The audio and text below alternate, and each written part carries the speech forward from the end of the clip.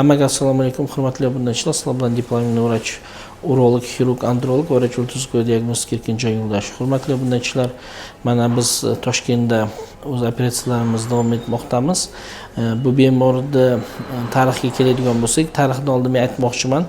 Umuman meditsinada men qarshiman agressivniy reklamaga. Ya'ni hamma 99% vrach blogerlarni ko'rsangiz, shu narsani ko'rasizki, faqat plyus haqida gapiradi. Ya'ni mana biz operatsiya qildik, shuncha katta bo'ldi, biz tam lecheniya qildik, farzandlik bo'ldi.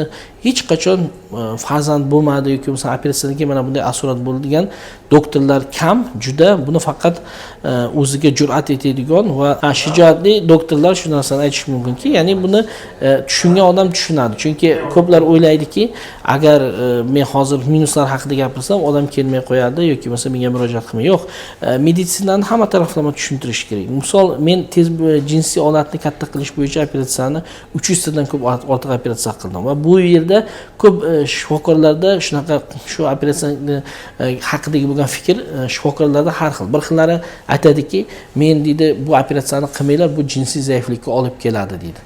Bu o'sha umrida bu operatsiyani qilmaganlar, ya'ni chunki men 300 ta даже kitobda olmaylik, o'zim shaxsiy tajribamni gapiradigan bo'lsak, 300 ta operatsiya qilgan bo'lsam, birortasida jinsiy zaiflikka murojaat qilib kelgan yo'q.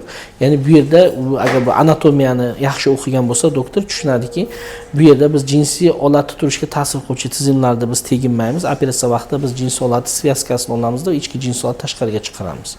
Ikkinchisi, bu shifokorlar qayerdandir eshitib qolgan, o'zi bu ishni qilmaydi-da, buni yomonlaydi.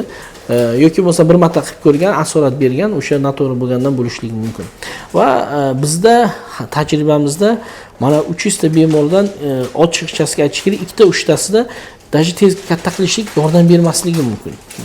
Bu yerda operatsiyadan keyin bo'lgan holat, ya'ni u operatsiyadan keyin o'sha joy yaxshi bitish kerak, ya'ni bitgandan keyin o'sha joylari qattiq ushlab turiladida, o'sha demak svyazkalar, ya'ni bog'lamalar yaxshi rivoj nima qiladi, bitadi. O'sha ranaga ham ko'p narsa bog'liq va bu bemorda o'sha operatsiyadan keyin yaxshi bitmagan va iplar balkim o'sha hozir ochib ko'rdik, iplar chiqib ketgan, shunaqa holat ham bo'ladi. Ya'ni bu tovarda ham brak bo'ladi, bunaqa operatsiyada ham shunaqa minus taraflari bo'lishi mumkin. Lekin 300 tadan 3 tada bo'ladigan bo'lsa, 297 ta bemorda hammasi idealni, hammasi davolni, jinsiy olat razmeri katta bo'lgan va bular xursand. Bu degani bu 3 ta yomon bo'lgani, bu operatsiya yomon degani emas va doktor yomon degani emas. Shunaqa holat bilan shuni biz ochiqchasiga sizlarga aytishimiz kerak. Va bu bemorda mana 2023-yil operatsiya qilganmiz. Operatsiyadan keyin biror marta jinsiy zaiflik yo'q. Mana o'zi подтверждать qiladi bemor. Kelib aytdiki, menda jinsiy zaiflik yo'q, lekin katta bo'lmadi. Men bemor bilan suhbatlashmadim. Haqiqatan ochib qaradim, jinsiy olat razmeri katta bo'lmagan. Ikkinchi etap yangi metodika bilan hozir mana 4 cm katta bo'ldi kamida. Operatsiyadan oldin keyin suratga oldik va shu jinsiy olatni katta qildik. Na samом деле bu jinsiy olat bilan bemor любой olqishini qoniqtira oladi. Lekin bu bemorga psixologik muammo keltirgani uchun va sindrom malova polovochilina bo'lganligi uchun, ya'ni haqiqatda ham ya'ni jinsiy olat ya'ni 14-15 bo'lish kerak, 13 bo'lish kerak. Bu bemorda ham 10 cm ga bo'lganligi uchun biz buni operatsiya qildik, yana 3-4 cm katta qildik. Hozir mana operatsiyadan keyin Xudo xolasa o'ziga ham ko'rsatamiz va yaxshi обработка qilib, yaxshi buni перевязка qilsa, Xudo xolasa hammasi yaxshi bo'ladi. Xulosa, hurmatli obunachilar, любой ishda minus taraflari bo'ladi. Ayniqsa operatsiyadan keyin shunaqa asoratlar bo'lishligi mumkin va bu asoratlarni yengish kerak va bu asoratlar haqida ochiqchasiga gapirish kerak, chunki odamlarda anaqa rozoviy ochki degan narsa bor. Ya'ni o'sha rozoviy ochki taqvoli hammasi mir прекрасен deydi-ku, hayot go'zal bo'lib ko'rinmasligi kerak. Hayotda bunaqa holatlar ham bo'lib turadi. Mana bemorda shunday holat bo'lgan. Alhamdulillah biz buni hal qildik. Samый главный bemor bu narsani tushundi. Ya'ni men ham deydi ishlayman deydi.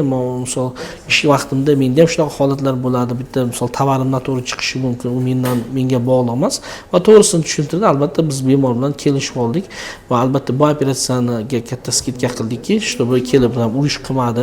Ya'ni bemorning o'ziga psixikasiga ham bog'liq, tushunchasiga ham bog'liq. Ya'ni odam tushunsa, biz ham tushunadigan odammiz. Bunaqa holatlarda birga gaplashmasak bo'ladi. Hurmatli obunachilar, bizga obuna bo'ling va bizda savollaringiz bo'lsa, kommentariyada yozib qo'ying va bizga boshqa do'stlaringiz bilan shuni do'stlashib qo'ying. Salomat bo'ling.